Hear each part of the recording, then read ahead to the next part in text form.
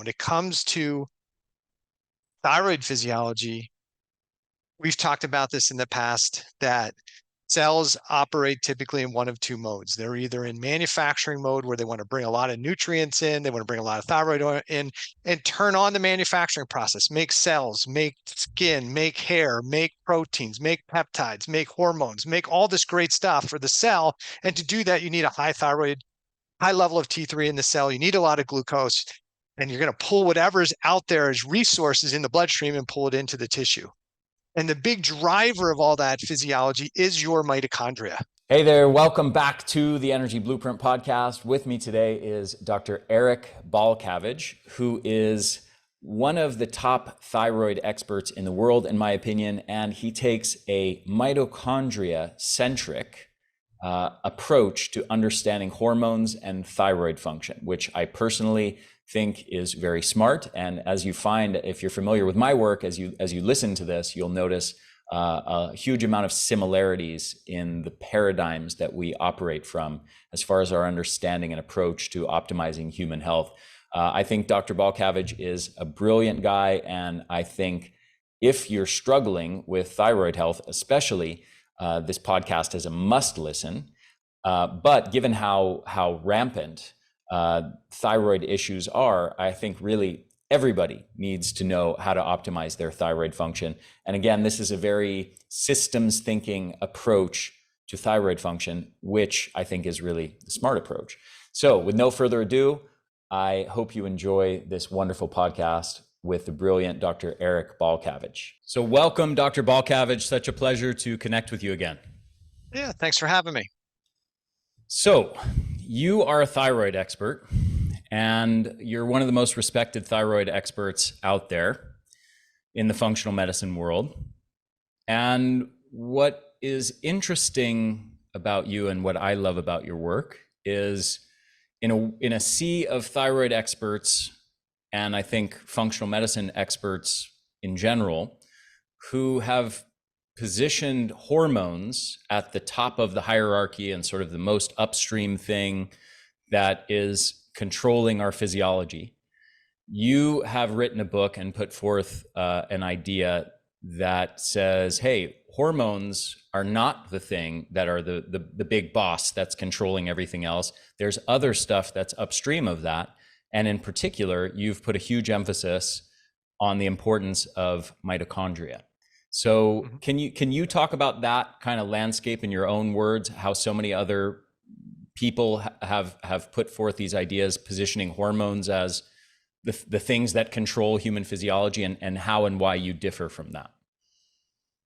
Yeah, I guess when it comes to thyroid physiology in general, I think we typically consider that in allopathic medicine, I think as well as functional medicine, we consider that the reason somebody has a thyroid condition for the vast majority of the population, at least in the US and other developed countries, is not likely iodine deficiency. And there's an argument that maybe it is. There's a whole camp that says it's all iodine deficiency. But I think across the board, it's generally considered that immune-driven thyroiditis is the leading cause of hypothyroidism in developed countries, where there's iodine, what we believe is iodine repletion, and that the immune system is dysregulated or out of control and is creating problems. You're damaging the gland because it's out of control. And that from the allopathic model or perspective, the solution is repairs. Just give more T4, replace what the gland can't make, and all is good in the world. All we have to do is normalize the lab value. And from a functional medicine perspective or an integrative perspective, we say those silly allopathic physicians, they're only looking at TSH and T4. They can't see that there's a low T3, which is the primary hormone. And so we're going to do one better. We're going to run a more complete panel, and then we're going to see the low T3, and we're going to solve that problem, because that's the true issue, that the cells aren't converting T4 to T3, or the liver's not converting, or whatever. And so the solution is the body forgot how to do it, or it can't do it. And therefore, we're going to give you T3, and all is going to be good in the world. And People go through the same roller coaster ride with T4. Then they go through the roller coaster ride with T3. And now we've got a group of people that are saying, well, the real issue is that you're not converting that T3 to T2, and T2 is the ultimate solution. If we just give you T2, it'll work, and that's the solution. And I think it misses the point in that most time, my opinion, and I totally be wrong and have my own bias, but after doing this work for 30 years, I think what happens in the body is more adaptive response, at least at the beginning, and not broken physiology. And when it comes to thyroid physiology, we've talked about this in the past, that cells operate typically in one of two modes. They're either in manufacturing mode, where they want to bring a lot of nutrients in, they want to bring a lot of thyroid in, and turn on the manufacturing process, make cells, make skin, make hair, make proteins, make peptides, make hormones, make all this great stuff for the cell. And to do that, you need a high level of T3 in the cell. You need a lot of glucose, and you're going to pull whatever's out there as resources in the bloodstream and pull it into the tissue. And the big driver of all that physiology is your mitochondria. And so if we were in manufacturing mode, we'd have high running mitochondria, we'd have lots of T3, we wouldn't be glucose resistant, we would be using all those resources. The cell can be in another mode as well, and that is in an excessive stress mode, where the cell is feeling threatened for some reason. Hypoxia, emotional stress, trauma, organisms, toxins. And in that situation, when there's something that's creating this cell danger response, is what we've termed that, the cell shifts from manufacturing mode into cell defense mode. And part of the importance of that is cell that's perceiving danger is going to downregulate its metabolism. My belief is it's on purpose, not broken physiology. And there's a really good reason for that. If we bring more nutrition, more oxygen, more things that are going to support the cell, those are the same things that may support whatever the threat is. So the cell downregulates. And part of that downregulation of metabolism is to actually reduce the number and amount of mitochondria, and technically to improve the efficiency of the mitochondria. But we have fewer mitochondria, but they actually are technically more efficient at generating energy. The downside to that is we'd see the side effects of reduced mitochondrial output, which often doesn't make us feel good. And in both allopathic and functional medicine, we think that if we just put more stuff in there, it's got to work and it's got to make us feel better. And the reality is it probably doesn't, because it's working against what the cell is trying to do. And it has the potential for creating more oxidative stress and damage, which is exactly what we don't want. When we go to the other hormones, we talk about sex hormones, and people talk about, hey, you got to regulate your sex hormones first. I don't think you need to regulate your sex hormones first, because if I'm in danger mode, one of the priorities for me is not to have sex.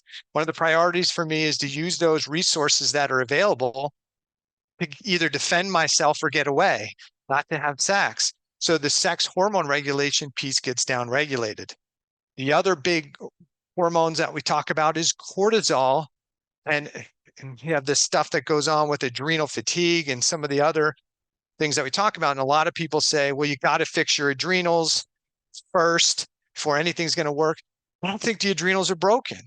The adrenals are designed to help make extra energy, especially when we're talking about cortisol and epinephrine. They're there to make extra cellular energy, or cellular fuel, I should say, is glucose. And so in a normal physiology, we're using something called glucagon to make most of our glucose in a fasted state. But in a stressed state, we have two other hormones that can upregulate and make glucose to support that fight or flight mechanism. But then when we start to see down regulation of cortisol, I don't think we just have to rev up the adrenal gland even more. I think to some degree there's a downregulation, adaptive downregulation of the adrenal output because of the same chronic stress physiology. So I think instead of trying to play whack-a-mole with lab values by trying to support the physiology like we're in manufacturing mode, we have to take a step back many times and say, maybe we're not in manufacturing mode. Maybe we're in cell defense mode. Maybe that's why this treatment didn't work and the next treatment didn't work and this hormone replacement's not working. It's not because we just didn't jam enough into the system, because it's not the right strategy. Mhm.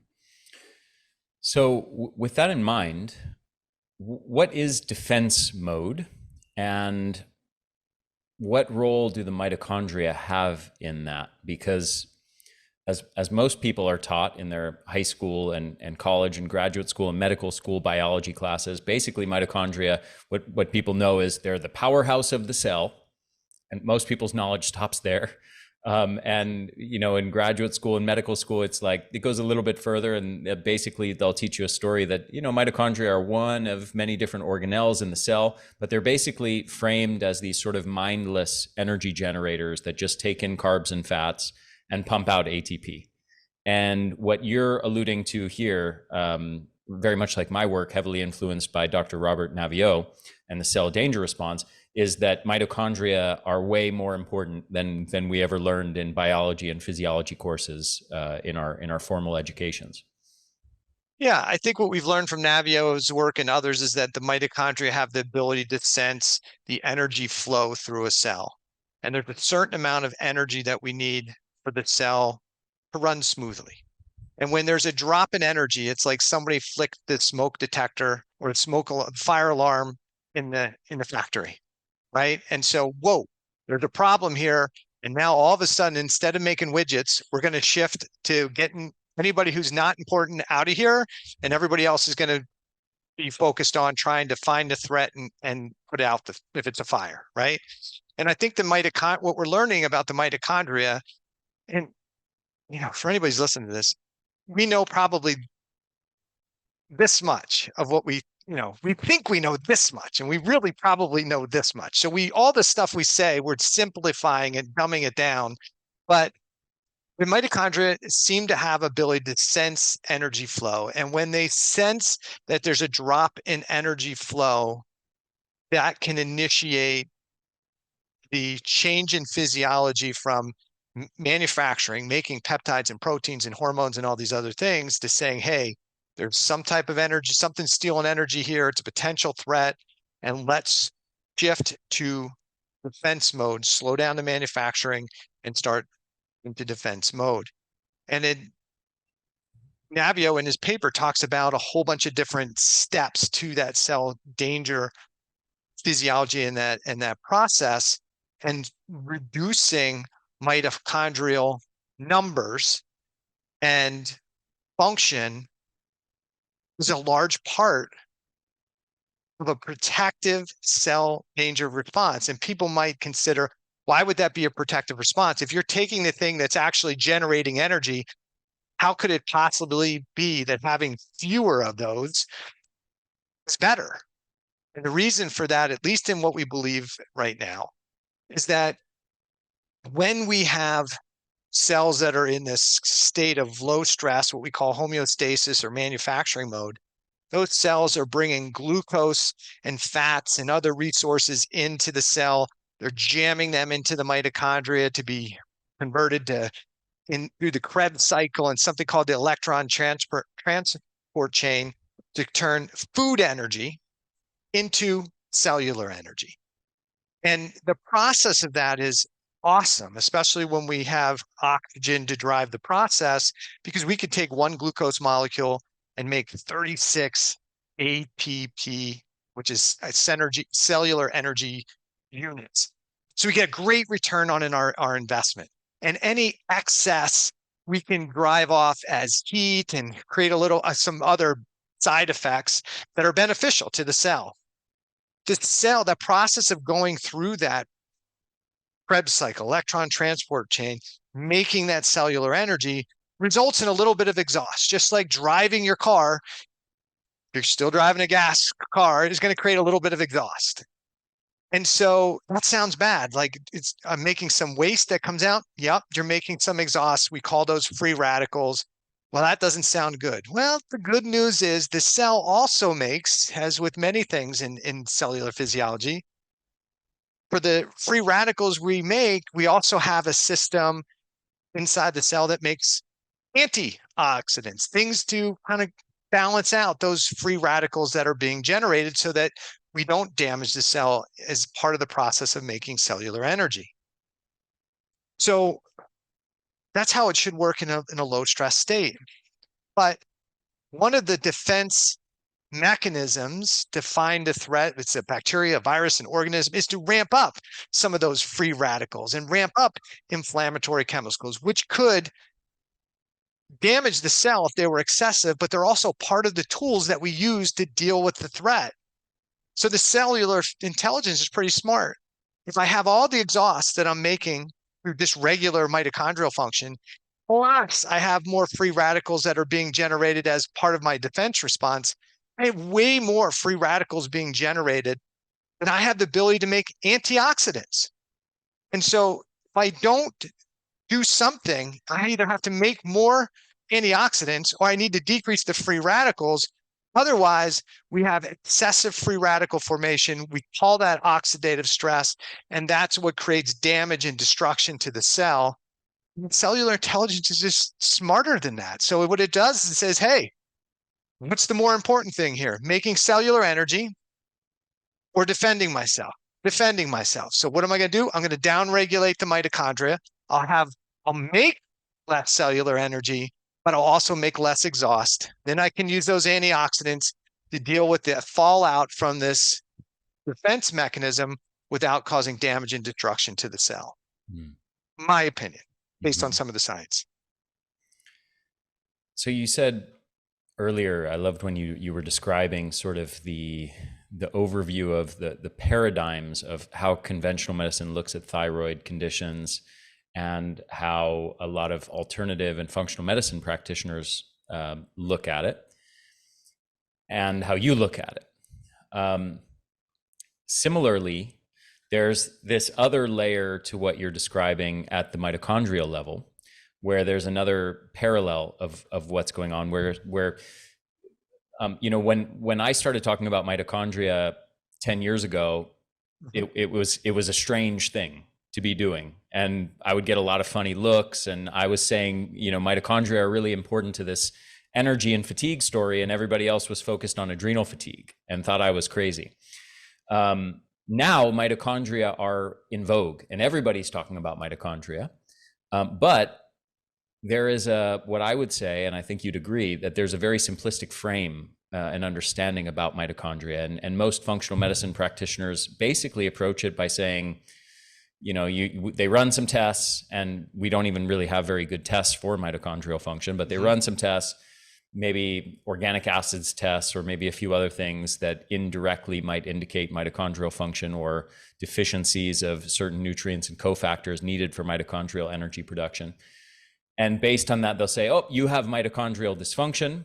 Here, take this acetyl L-carnitine and D-ribose and alpha lipoic acid and CoQ10 and PQQ, and boom, now we're solving your mitochondrial dysfunction. And what you are talking about is something considerably more sophisticated than that. So describe the difference between what your approach is to understanding and fixing mitochondrial function versus the one I just presented. Well, I think the big argument that is made when we look at tests, like organic acid tests and other tests, or somebody says you have mitochondrial dysfunction. But anybody who's got chronic illness, I think I'll make the argument or the agreement that yes, there's changes in your mitochondrial function that don't make you feel awesome. But after that, I have a real issue, because what somebody would say is, okay, what you have is if your mitochondria is not working good, therefore it's broken. And therefore, the primary reason it's broken is because it doesn't have enough micronutrients. So I'm going to give you B12, CoQ10, blah, blah, blah, blah, blah. And my argument would be, first of all, if you have that many micronutrient deficiencies, then the issue is probably not that you need a mitochondrial supplement. What you need is better diet, better digestion, better gut function and physiology, better assimilation of those things, not just more stuff, right? So that's problem A. If you have that many micronutrient deficiencies, then you got to start with why? Why am I so deficient in nutrients? So that's part one.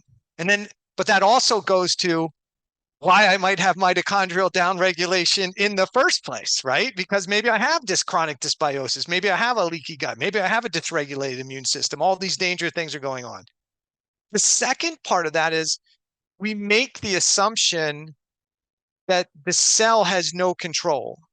And then if I just give enough stuff with the will of the Jedi, it is going to go into the cell and it's going to work the way I want it to. And that's, listen, I would love if that happened. But how many times I told my kid to go clean the room and they didn't do it? I mean, and you expect me to get them supplement I'm giving you to work the way I want it to, right? I have almost no control of my kids at times, and yet I have more control of them than I have what I give you as a supplement, right?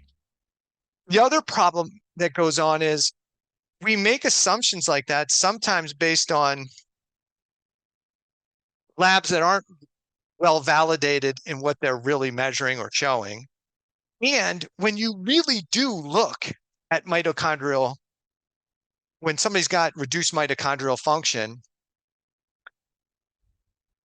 like CoQ10 comes up all the time.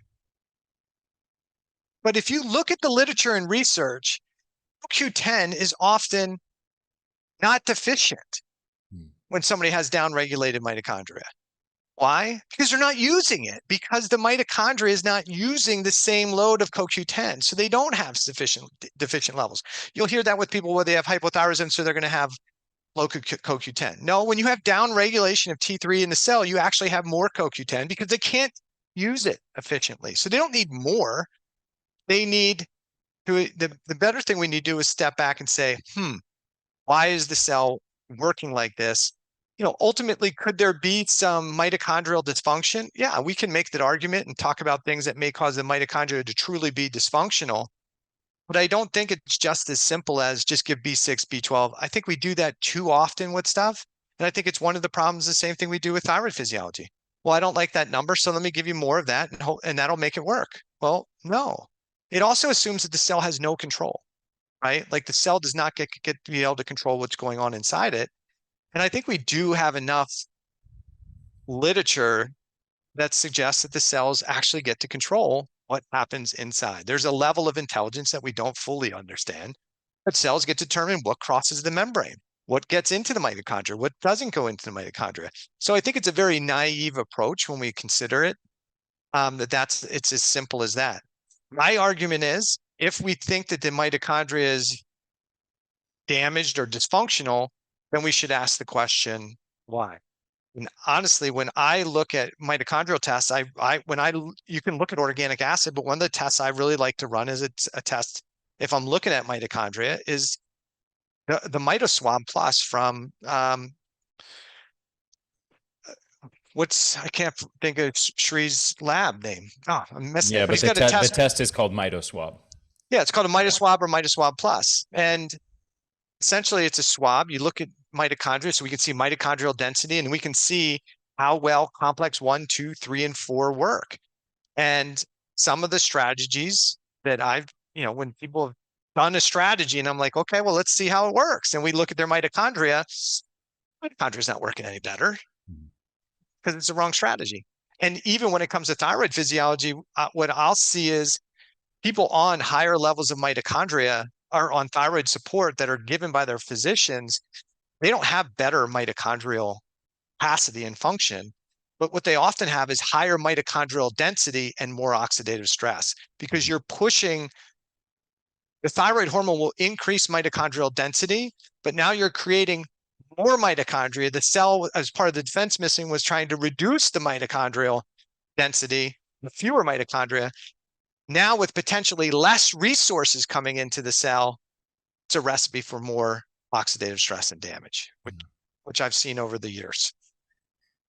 I want to stress to everybody listening the importance of understanding paradigm, understanding one's frame, one's lens, or the way that they understand what the problem is. As an example of this, one might understand depression and say, one might look at depression and say, oh, this is a chemical imbalance in the brain. You've got a deficiency of this neurotransmitter, too much of that neurotransmitter. And this has arisen just for random reasons or due to one's personal genetics. And because of this random imbalance of neurotransmitters in the brain, here's this chemical that will interrupt the way that these nerves function so that you produce more of this chemical, or so that we prevent the reuptake of this chemical. So in other words, the paradigm is depression is the result of a randomly or genetically developed chemical imbalance in the brain that requires a drug intervention to fix it. Mm-hmm. Alternatively, I would argue a much more sophisticated and science-based understanding of depression would see depression as a very natural and normal result of a person being out of harmony in some way, being not aligned with either eating healthy, living healthy. And we know, of course, that nutrition impacts brain function and mood and depression. We know, of course, that exercise impacts it. We know sleep and circadian rhythm impacts it.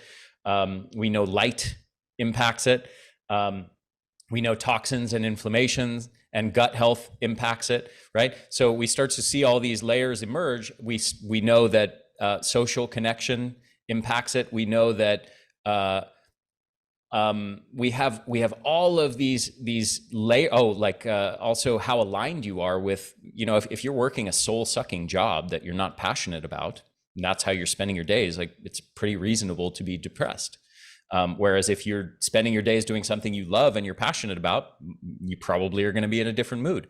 And we know that all of these dimensions, we have lots and lots of literature showing all of these dimensions impacting on brain function, mood, and neurotransmitter balance, and ultimately this whether you are depressed or a happier person.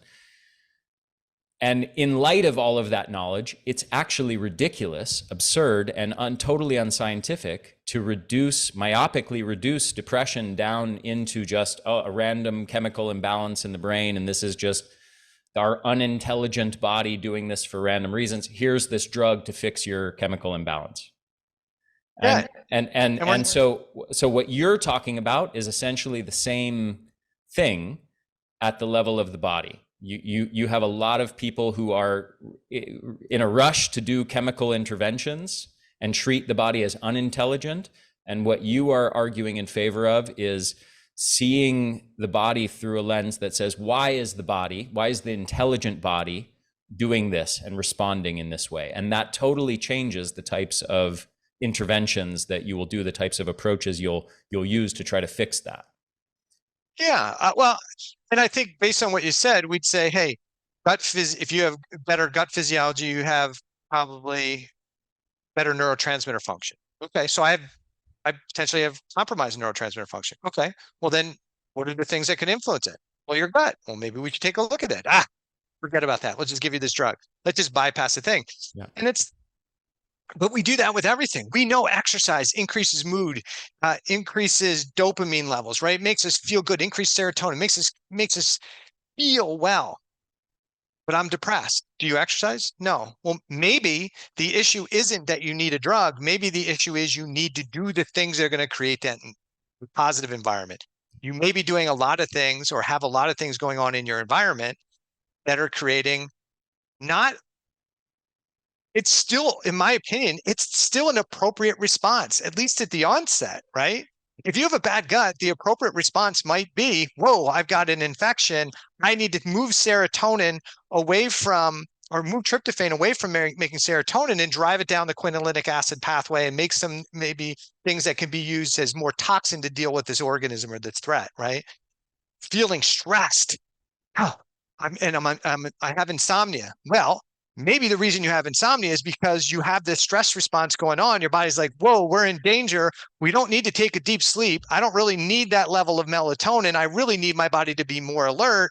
So I'm going to drive that tryptophan away from serotonin and make more neurostimulatory chemicals. So, I think sometimes we just assume that the intelligence isn't working. I think it is working, but it's responding or adapting to whatever is going on in that environment. So that's where we have to ask, what's going on in your environment that's creating this to manifest? So but that's hard, right? That takes more than 5 or 10 or 15-minute visit every couple months or a couple times a year. And it doesn't leave us too much room to not take care of ourselves, right? I mean, the other model allows it to be like it's an external thing, it's a disease or disorder. I'm not in control. It just happened to me. And the model that we're talking about is more where somebody has to say, not my fault. It's not fully my fault. There's a lot of things that could have happened, but it is my responsibility to make the change. And I think that's the really important part. I think some people hear the message like, oh, you tell me I did it. It's my diet did this or whatever. Not necessarily your fault, but it is your responsibility once you're educated that you have to take care of yourself. You just can't throw the cash on the dashboard and say, take me wherever and expect that you're going to get to where you want. You have to plan the strategy if you want to be healthy and be functional. And most people aren't. They're not worried about their health and their well-being until they're in a state of chronic illness and disease, unfortunately. So let's get practical. Let's say a person listening to this, and probably most people are, who are listening to this or in this category, are in defense mode to some extent, have symptoms, whether those symptoms are hypothyroidism or brain fog or depression or chronic fatigue or whatever else.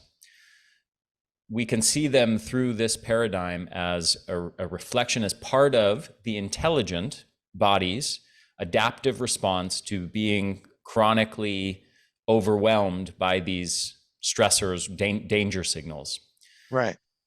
How do we get the body unstuck? How do we get it out of danger mode and put it back in energy mode where the mitochondria are switched back online and are functioning optimally?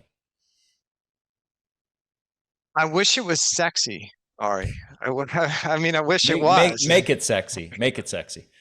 But it comes back to, I think, number one, and shameless plug. Kelly Halderman and I wrote a book called The Thyroid Debacle, and this is what, in the third part of our book, we don't have any supplement recommendations.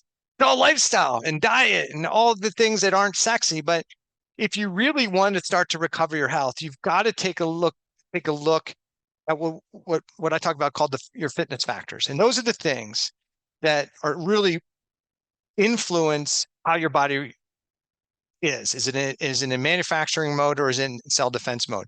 So you look at your emotional fitness, like what's going on in my life? What's going on between the 6 inches of my ears? Like, what am I thinking about? What am I focusing on? If I'm in worry mode all the time about something in the past or something in the future, you're not living in the present, and that creates stress. So what is your emotional fitness? And then once and for my clients, I give them a scale of 0 to 10. I ask them, like, each of these fitness factors, give yourself a scale of 0 to 10 and rate yourself. And we'll look at emotional fitness, physical fitness, metabolic fitness. That's how the chemistry of the body's working. We'll look at dietary fitness, sleep fitness, respiratory fitness. We'll look at your habitual fitness. What are the things you do day in, day out? Things you may realize and things you don't realize you do every day. And when we put all those pieces together, for most of my clients, we just start with, okay, well, this is the weakest one. Your sleep is terrible.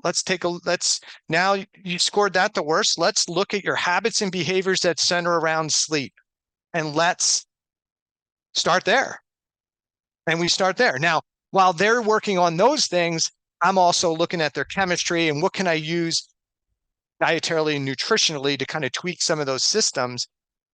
That's the crux of how I get my clients well. And people say, well, you're the thyroid specialist, which thyroid hormone? Listen, I typically I'm getting people off of thyroid medication. The stuff they're taking is not converting well. They've got mixed in this belief that they can just whack-a-mole it with P3, 4, 2, 1, whatever, and it's going to work. And they after years, months or years, they realize it doesn't work and they actually feel worse. And so it's not sexy, but if you have to look with an objective lens, and most times we need a third party to actually help us look objectively at what's going on. And we have to say, this is an area that you feel is a problem. It looks like it's a problem. Now, what can we do incrementally to start making changes to bring your level of fitness up in this category? If we think about it from a physical fitness perspective, I don't lift, I don't run, I can't do any, I can't. Okay, can you walk 5 minutes? No, great. Let's walk 4. Okay, I can do that. Great. Now we started, and now we have a building block. Do you do any strength training? No, I can't do it. What can't you do? I can't do anything. Can you get out of a chair? Well, yeah, I can get out of a chair. Okay. Can you do that 3 times in a row? Yes. Great. Now we're doing some physical fitness, but we'll give them a physical fitness test in the beginning. From an environmental standpoint, what's your toxic load around in your environment? Like, what are your personal products? What's your sleep? What are your cleaning products, right? What's your electronic stress that's going on, right? And look at the things that we can do to reduce things that are stressful on the physiology and do things that can raise them up that fitness scale. None of it's sexy, but if you want to be healthy and stay well, the solution rarely comes in a bottle, and it's not attractive and people who make supplements and recommend them, I recommend them too, but they're not a long-term strategy. They are a short-term strategy to help us get to the next level. But ultimately, if we want to get somebody out of cell stress response and get them back into healing physiology, we have to identify the stressors, reduce or eliminate them to as great a degree as possible, and then support the recovery of those tissues back to normal function and physiology. And when you do that, it miraculously, people start to feel and function better. I mean, crazy, without a lot of drugs, without lifetime of supplementation.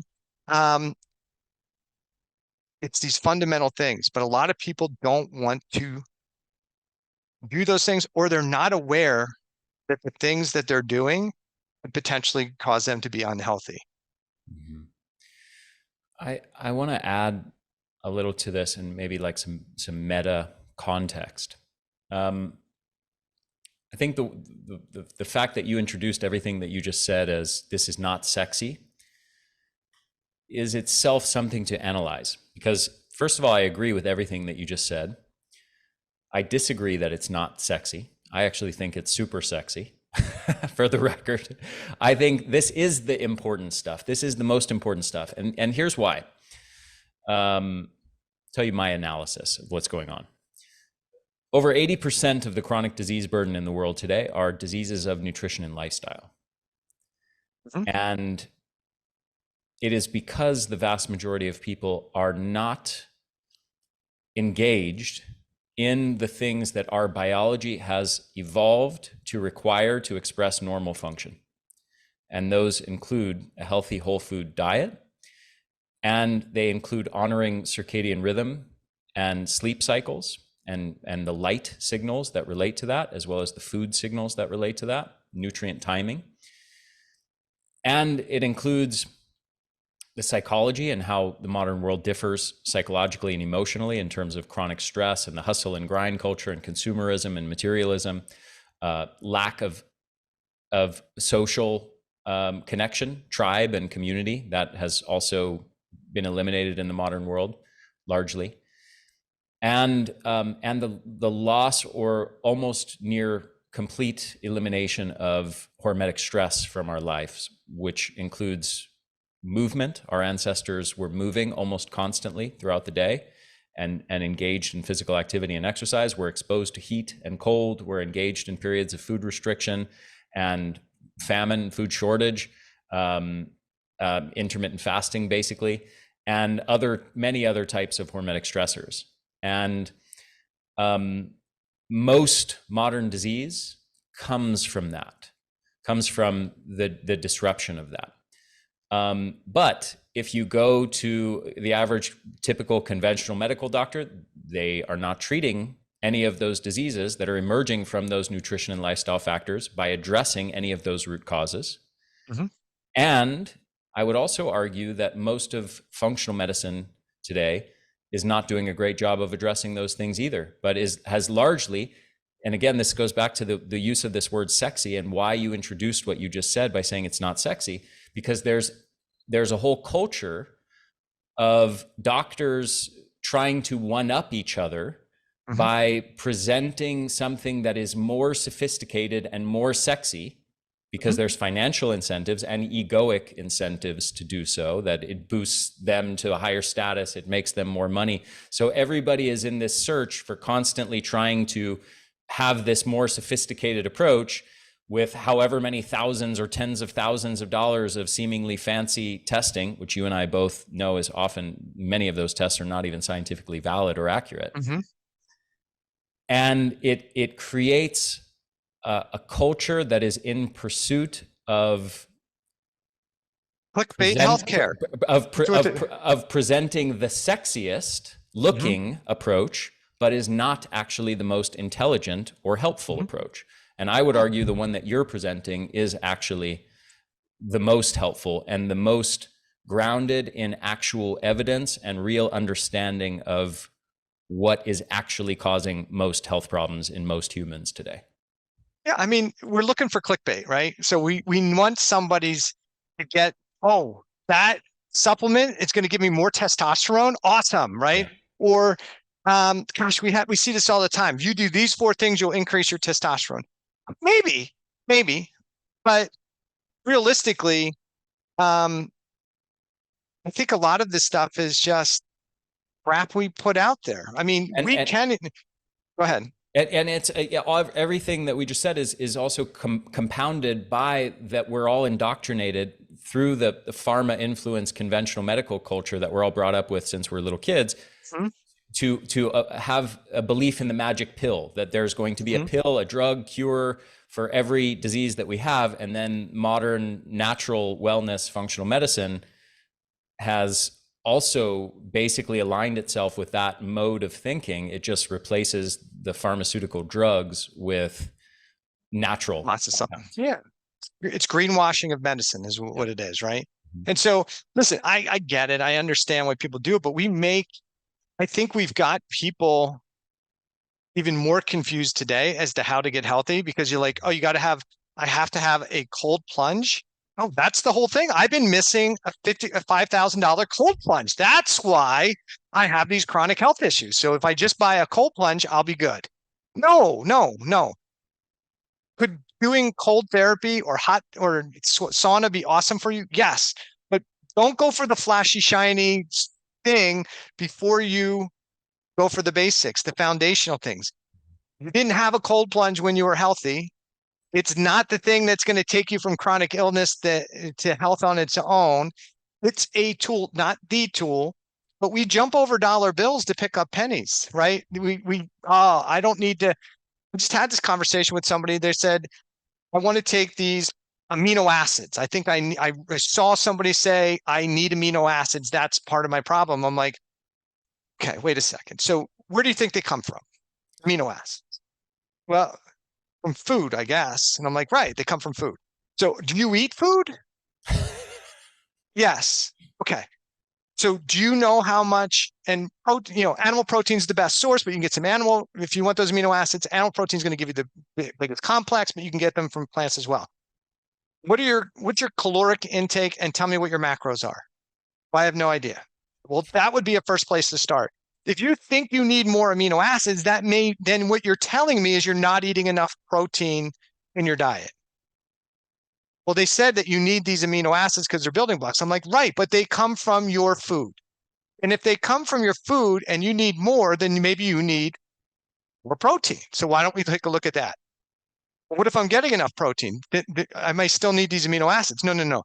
if you are getting sufficient protein and you have sufficient stomach acid, pancreatic enzymes, digestive issues, no dysbiosis, and you can absorb and assimilate those appropriately, all the amino acids you likely need are not in that plastic cup.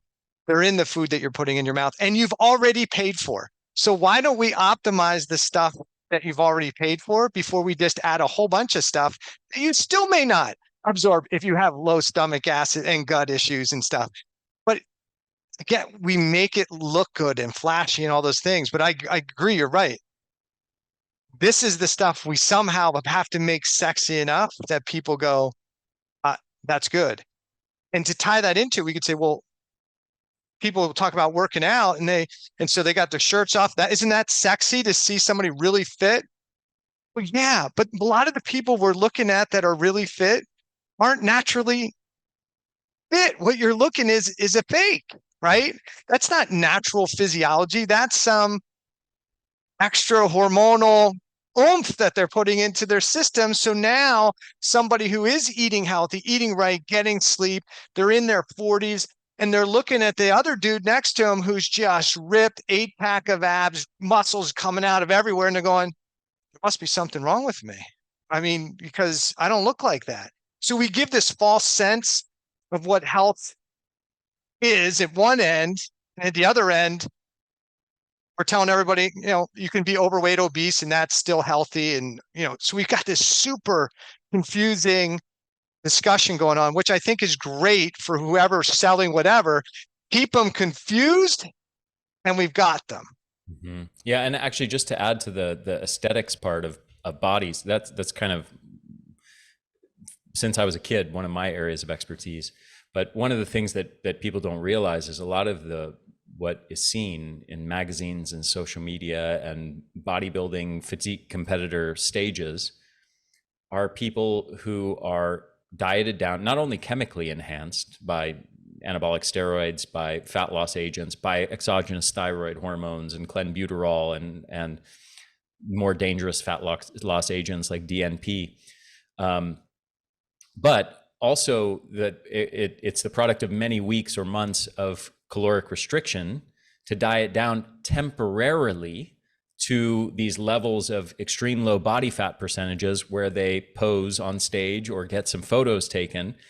And this is implied, it's presented to the world as if this is how their body looks all the time.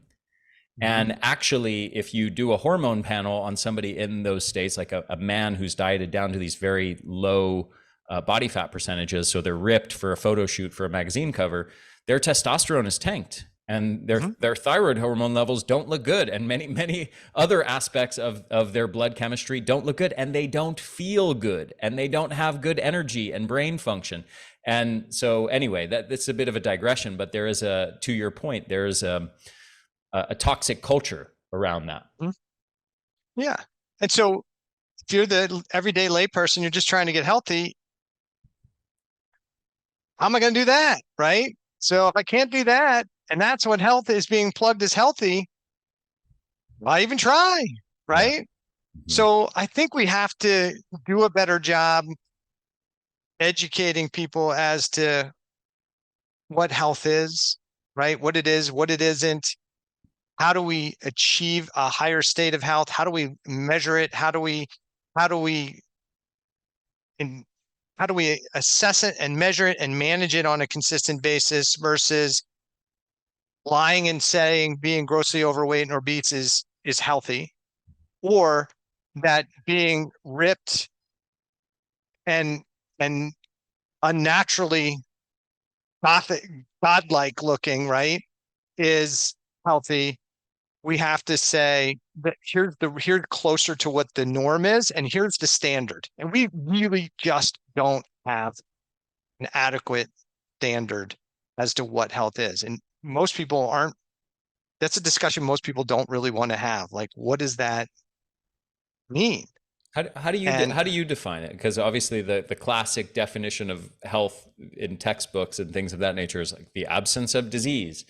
The best definition that I've ever heard is actually from an eccentric former doctor who became a sort of legend in the surfing community. His name is Dorian Paskowitz, or Doc Paskowitz. And there was a movie made about him called Surfwise. There's a very interesting story about him. A very interesting thinker, and raised his family of like 9 kids, 10 kids in a very unusual way. But what he said is something to the effect of, health is not just the absence of disease. Health is a pizzazz. Health is like living with a certain level of overflowing vitality that you move through life with.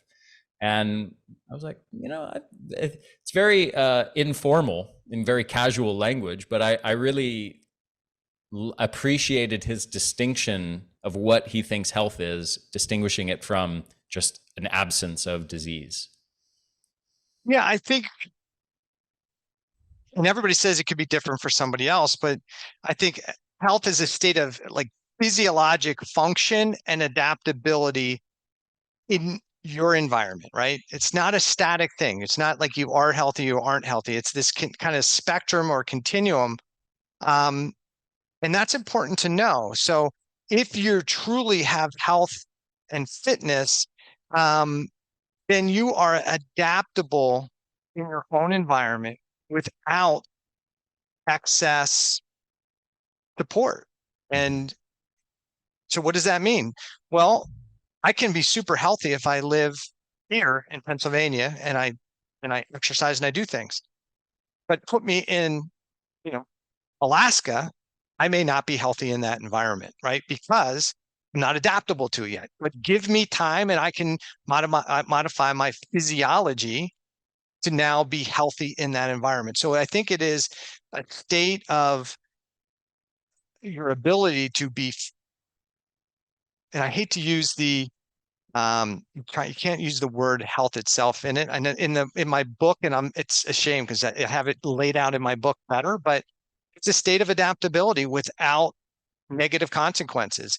If I'm healthy, then and I'm impacted by bacteria or virus, I'm going to have an appropriate sick response and then recover. I don't think the absence of getting sick means you're not healthy. I think if it's an adaptable sick response, it's normal. Having a fever, if you have an infection, is a healthy response, in my opinion. But if I can't do the things I need to do in my environment without assistance, I'm not as healthy as I could or should be. So I do have a whole chapter on that, kind of laid it out a little bit. I'm not doing it justice here, but definitely I do a better job of it. But I think we need a simple, defined definition that people could go to and say, okay, that's it. I don't know that I have the best definition, that it's a state of physiologic function and adaptability within your environment. I don't know that that's the best one, but we got to start somewhere. But it can't be emotional well-being, right? It can't be a state of physical, chemical, and emotional well-being. Okay, well, because what does well-being mean? Well, that means you're healthy. Well, It's just defining okay. words with other words. Yeah. So what's the criteria? And I've asked other professionals this. I'm like, okay, so if you're a longevity expert and health expert, how do we assess it? Well, I don't know. We don't have good tools. Well, then how do we help somebody if we're telling them I'm a longevity expert or a health expert and you're not giving them a set of tools to be able to do it? Maybe for me or you, if we're looking at a comprehensive blood chemistry panel, we might say, hey, look, we want to try and get your blood values within an optimal range, which might be considered 1 to a half standard deviation from the midline, given whatever environment you're in. It doesn't mean all the labs have to be perfect in that range, but when they're interpreted, given your situation, you're close to that range. I don't know. We got to have some tool. We have to have some tools. I just don't think we have a great standard yet to do and measure that by. So looping back into hypothyroidism, and from your model of hypothyroidism, cellular hypothyroidism, looking at the body's sort of intelligent response, creating this state of physiology as an intelligent, adaptive response to what's going on from the signals from the environment and one's lifestyle. What would you say are your top three biggest needle movers that you've seen, on average, understanding there's individual variation. Sometimes for this individual, it was this thing, for this other individual, it was that thing. But consistently as a pattern, what do you see as the top three biggest needle movers to get people well and get their thyroid functioning properly? I would, as a general rule, I typically always start with getting somebody off a standard American diet into a whole food diet. I really don't care which whole food diet you go to. I'm not caught up in any one of the food religions.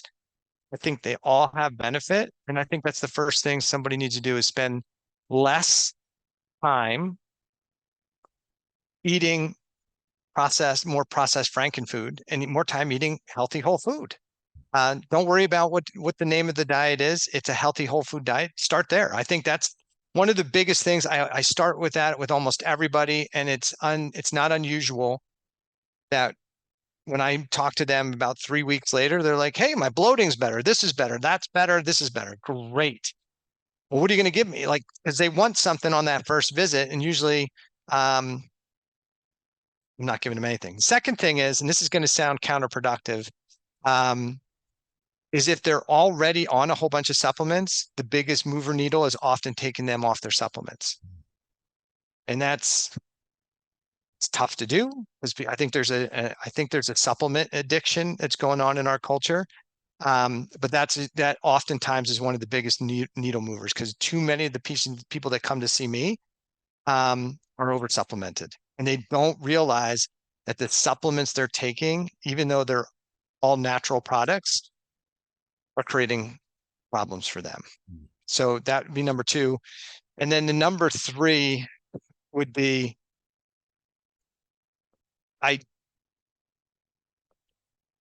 it's a tough one between but I would start to go with sleep to some degree.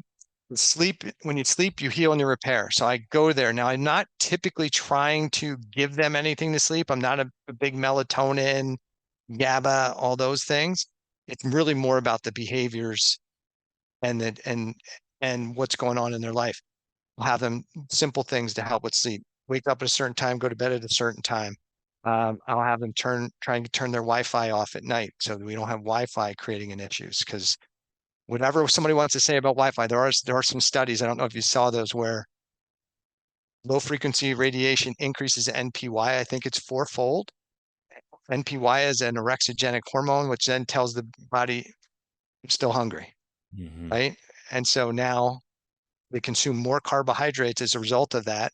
And when are we doing those things? We're on those things devices a lot of times at night, and we're eating more carbs than we need. So anyway, so try and set that, and then a lot of it is just really working through those life stuff. All of them to me are important, but I typically start with dietary change with the vast majority of people, reduce their supplement load, and start working on trying to get sleep habits and behaviors kind of grooved in there. And then, physical fitness, exercise, breathing, all those things become really important. But I'd say those are the top three. Brilliant stuff, my friend. It is always a pleasure to connect with you. Let people know where they can follow your work or learn more from you. And to everybody listening, especially anybody who has hypothyroidism or struggling with their thyroid health or just wants to optimize it and keep it healthy, I would highly recommend getting Dr. Balcavage's book, The Thyroid Debacle, on Amazon. But Eric, please let people know where you want to direct them to follow your work or get in touch with you.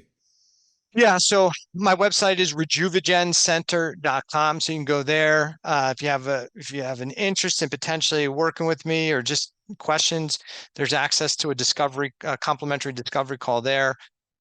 We did do more of a clinician level course based on the book, and so that'll be on the website shortly. And if you want, let me know. I'll send you the link, and you can tie it to whatever. And then I have a podcast called the Thyroid Answers Podcast, which you still need to come on my podcast and talk mitochondria, which you haven't done yet, but I'll let you get through this. Yep. And then I have I do a bunch of educational videos. So YouTube, Rejuvigen, and Instagram. I guess Instagram is where I just put stuff on. No dancing TikTok videos. I'm not a dancing TikTok video type of guy. Just cat videos. No cat videos either. I'm just here. Let me tell you what's going on here. Education. No, no dancing. You don't want to see me dance. Awesome. So Thank you. that's about it. Thank you so much, my friend. Always a pleasure, and I look forward to our next conversation. You got it. Thanks for having me on.